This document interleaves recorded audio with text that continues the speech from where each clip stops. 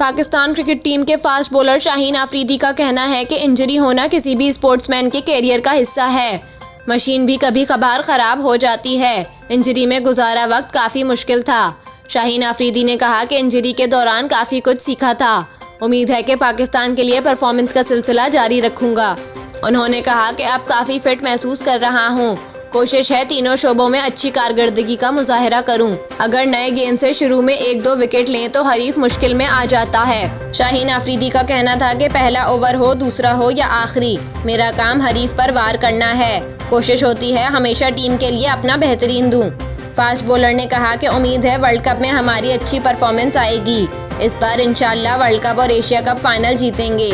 World cup से कबल one day matches हमारे लिए काफ़ी अहम हैं। शाहीन आफरीदी का कहना था कि टूर्नामेंट के शुरू में नेट रन रेट ख़राब हो जाए तो आखिर में नुकसान होता है।